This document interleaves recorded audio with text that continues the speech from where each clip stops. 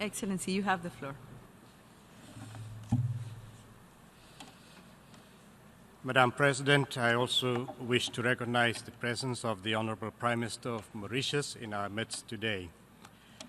Namibia aligns itself with the statement delivered by Senegal on behalf of the African Group and the statement delivered by the distinguished permanent representative of the Bolivarian Republic of Venezuela on behalf of the non-aligned movement, as well as with the statement delivered by the Honorable Prime Minister of Mauritius. I now would like to add the following in our national capacity. Namibia reiterates its firm and unwavering support for this resolution and the will of the people of Mauritius in their quest for the full decolonization of Mauritius to be completed by restoring the full territorial integrity of Mauritius with the inclusion of the Chagos Archipelago.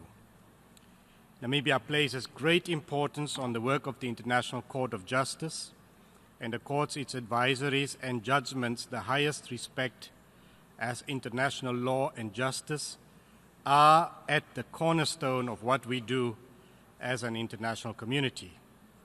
As an example, when Namibia and Botswana had exhausted bilateral discussions to resolve a dispute about territorial sovereignty over the Kasikili/Sedudu Islands, without reaching mutual acceptable agreement, the case was referred to the ICJ, and in 1999, the ICJ ruled in favor of the Republic of Botswana and against Namibia in the case between the two member states.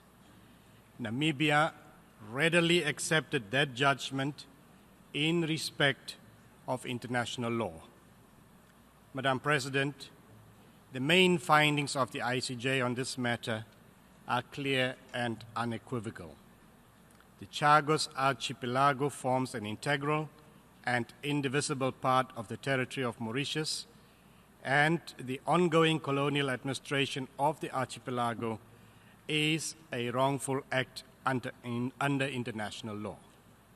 The displacement of Chagosians remain unacceptable, and as a former colonized peoples, Namibians can only share the frustration and longing felt by the Chagosians who would like to return to the land of their birth. Colonialism has no place in today's world, and the continued occupation of the United Kingdom in the Chagos Archipelago is an injustice that must be righted. We must collectively seek to fulfill our obligations towards others who are still under the yoke of colonialism. It is only as we seek to ensure the full decolonization that peace, security, and development will be assured and no one will be left behind. Namibia is a firm supporter of the need to respect systems, processes, and institutions aimed at strengthening governance in line with democratic principles, systems, and the rule of law. All countries in this august House speak of the high respect that they have for international law and justice. It is time we see those speeches followed up by concrete action on the part of the UK government, and for them to adhere to the advisory opinion of the UN's principal judiciary organ.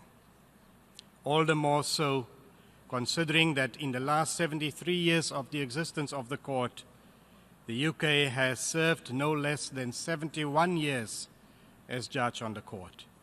I would like to believe that such long service on the court was because of the UK's strong belief in the adherence to and compliance with international law, and that they were convinced that the court is credible and necessary to ensure respect for international law and justice.